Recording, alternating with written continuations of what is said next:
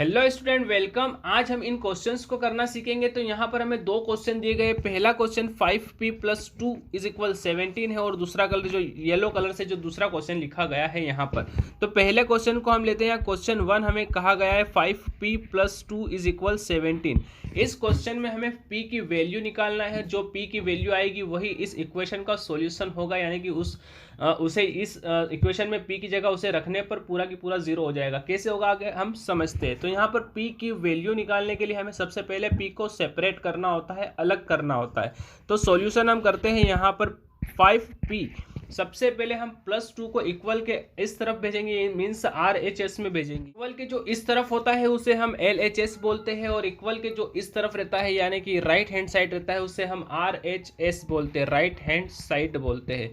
तो यहाँ पर हमें क्या करना है, +2 को हम RHS में भेजेंगे यानी कि इस तरफ भेजेंगे। तो ये प्लस वाला है जो रहता है उधर जाकर माइनस का हो जाता है। तो इक्वल इस +2 को हम इस तरफ भेजेंगे, इसलिए हम यहाँ पर इसे नहीं लिखेंगे। उसके बाद जो हमारे पास इक्वल है तो हम इक्वल लिख लेंगे। उसके बाद 17 है तो 17 लिख लेंगे, और इस +2 को हम इस तरफ लाए तो ये हमारे पास हो गया -2। अब यहाँ पर हमें इसे सोल्व करना है। 17 - 2 करते हैं तो हमारे पास आता है 15। जो संख्या यहाँ पर LHS में मल्टीप्लाई में है, 5 फिलहाल में अगर हम देखें तो p के साथ मल्टीप्लाई में है। तो अगर यहाँ पर इक्वल के इस तरफ या शॉर्ट में हम कहें कि इसका हम साइड चेंज करते हैं, इस तरफ से उस तरफ ले जाते हैं, तो LHS RHS में कंफ्यूज नहीं होना है। तो p के साथ यहाँ पर ये 5 जो है वो मल्टीप्लाई में है, इसको इक्वल के उस तरफ ले जाएंगे तो ये इसके डिवाइड में हो जाएगा, यानी कि इसके अपॉन में हो जाएगा, 15/5 हो जाएगा, जो कि यहाँ से कैंसिल हो सकता है। 5 1 ज़ा 5 और 5 3 ज़ा होता है 15। तो p की वैल्यू हमारे पास यहाँ पर आ जाएगी 15 इज इक्वल 3, जिसे हम यहाँ पर अगर इस इक्वेशन में रखते हैं 50 प्लस मल्टीप्लाई 3 + 2, तो ये दोनों साइड इक्वल हो जाएगी। तो यहाँ पर 15 हो जाएगा +2 और यहाँ पर 17। तो 17 इज इक्वल 17, मतलब कि ये वाला इस इक्वेशन का सॉल्यूशन हो जाएगा। अगला क्वेश्चन देखते हैं।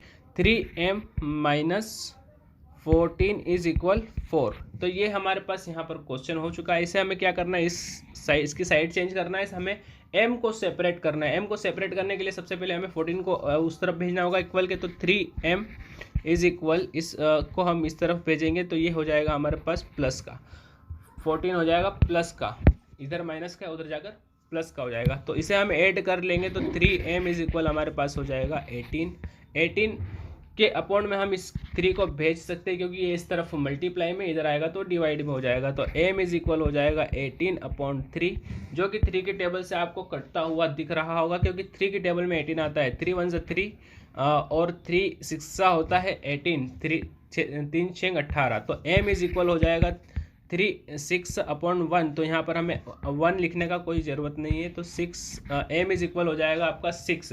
अगर हम इस इक्वेशन में हम 6 को रख देते हैं यहाँ पर, 3m - 14, 3m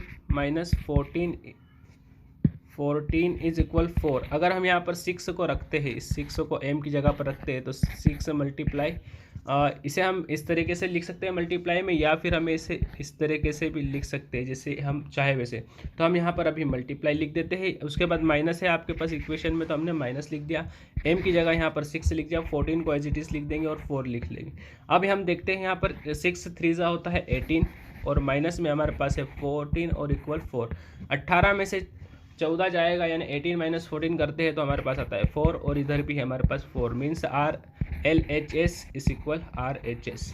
तो आई होप ये क्वेश्चन आपको समझ में आया होगा। अगर नहीं आया हो तो हमें कमेंट करके बताइए, हम इसे और अच्छे से प्रेजेंट करने का, इम्प्रूव करने का कोशिश करेंगे खुद को। अभी के लिए thank you very much for watching this video.